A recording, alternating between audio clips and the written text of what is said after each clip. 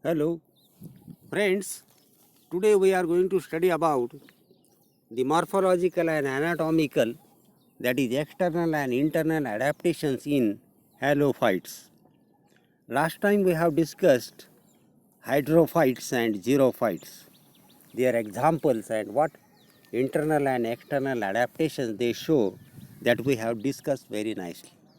Now today, this is a very unique group of the plants, halophytes.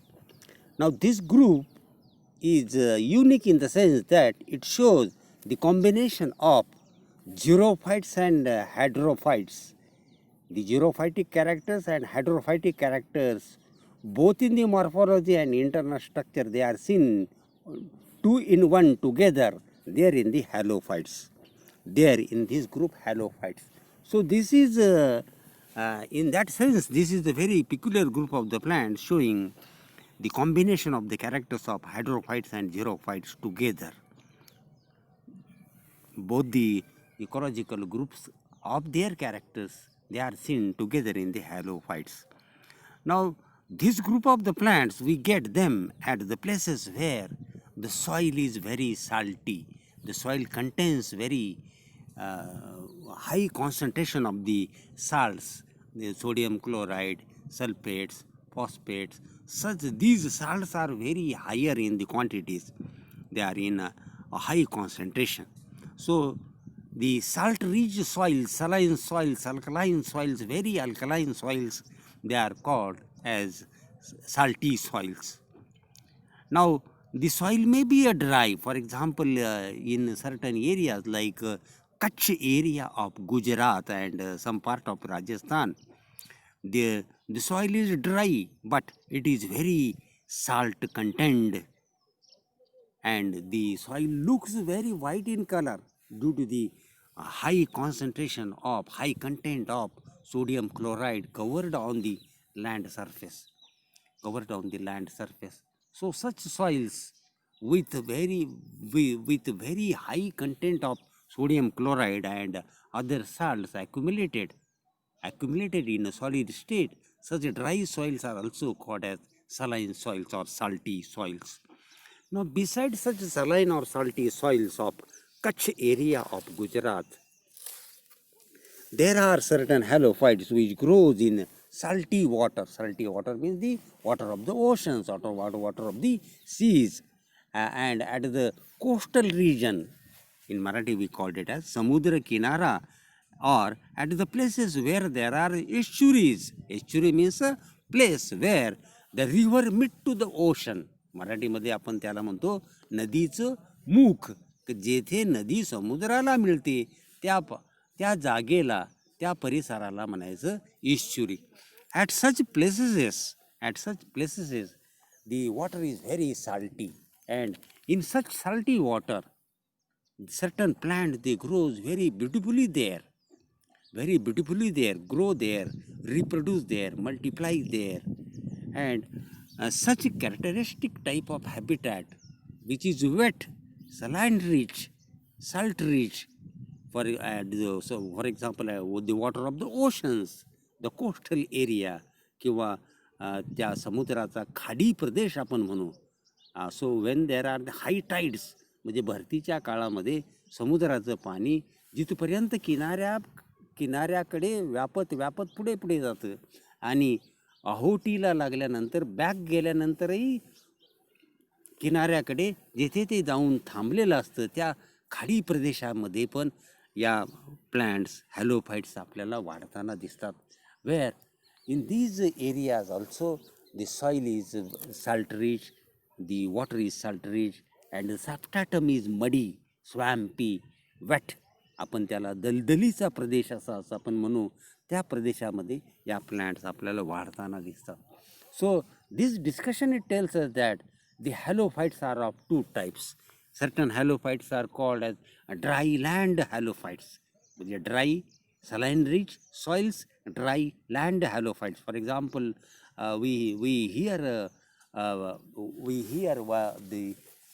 the publicity of toothpaste Miswak. Miswak means that is a Salvadora dry land halophyte which grows in Kutch area of Gujarat and some part of the Rajasthan. So that is a dry land halophyte. And majority of the halophytes, they grows in wetland areas, wetland places, saline water places, for example, the coast of the oceans, the coast of the oceans. So those are called as wetland halophytes. Those are called as the wetland halophytes. So this is about what this introduction to the what are halophytes and about the two types of the halophyte.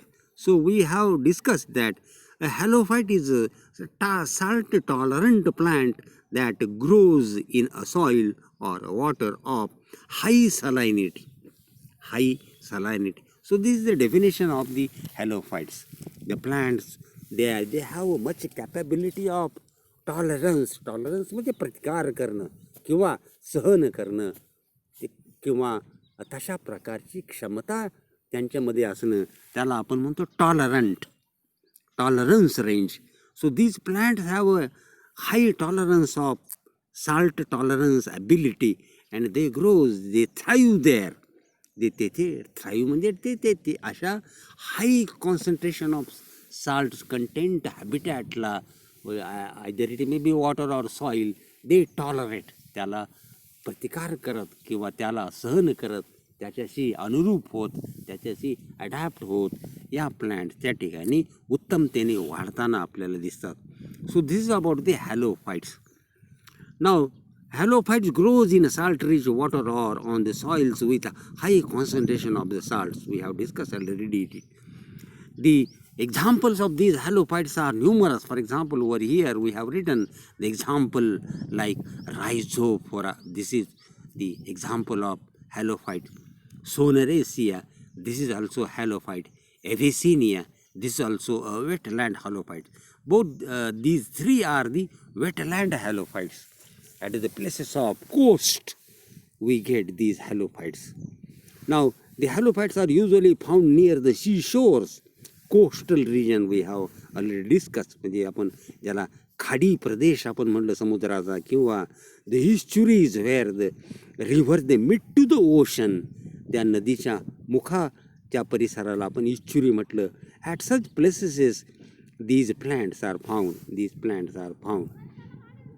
Now we have to discuss about what morphological or external adaptations these halophytes they show. This is important point which we have to prepare. The halophytes develop shallow root system, shallow normal roots.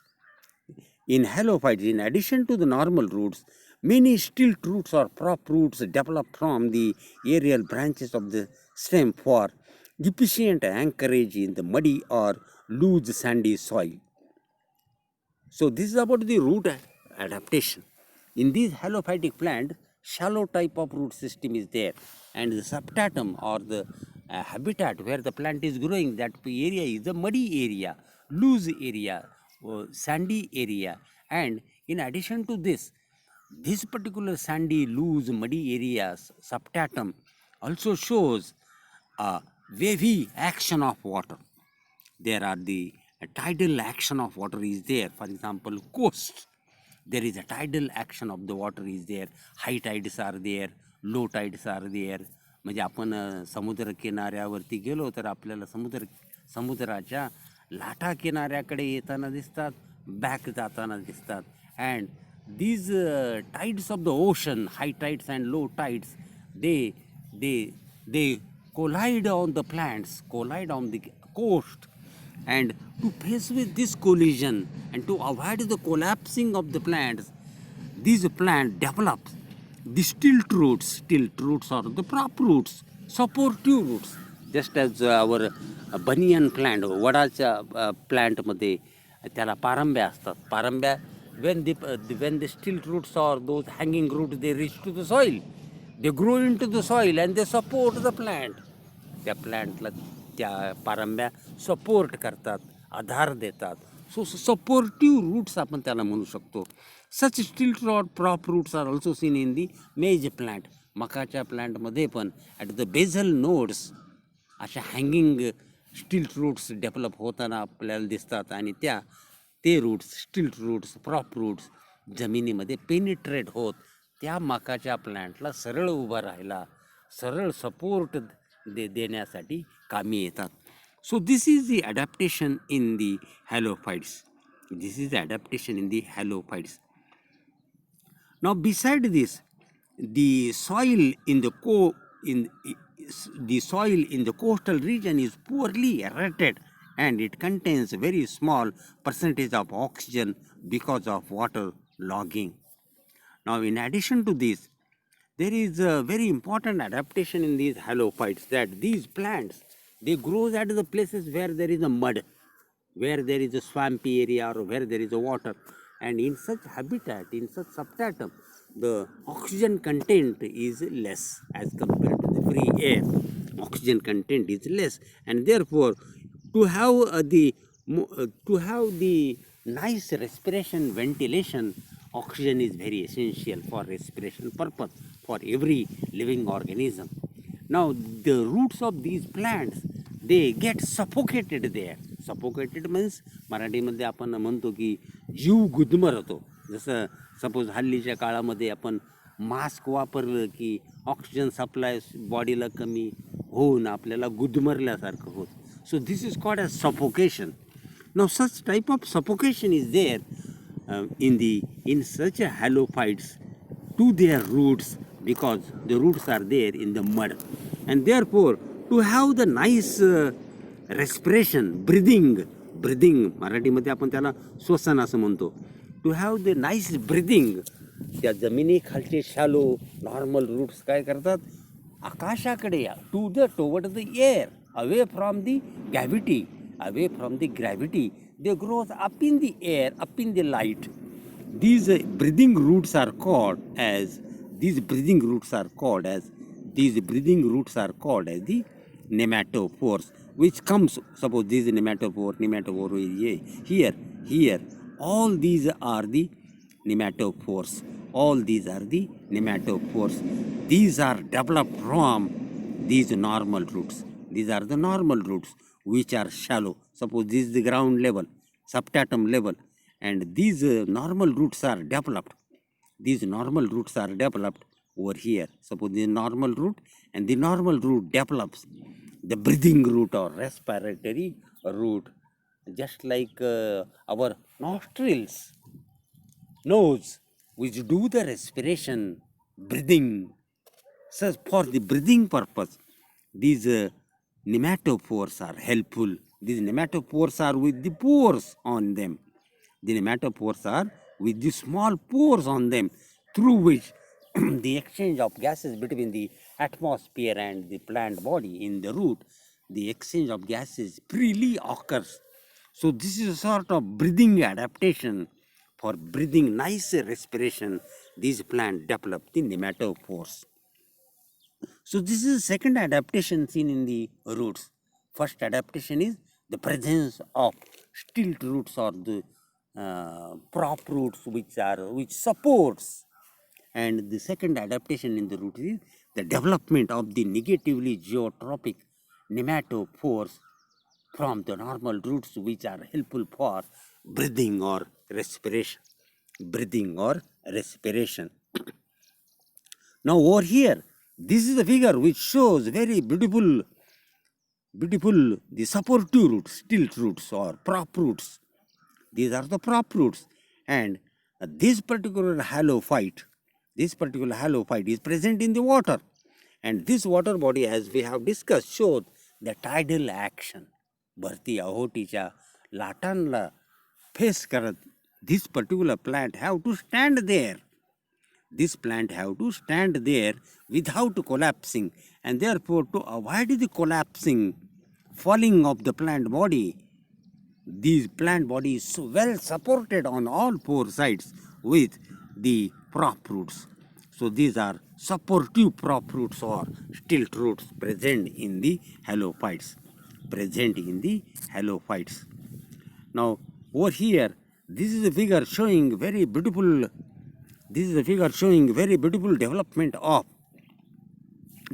of the nematopores. These are the nematopore. All these are the nematopores developed from the underground normal roots.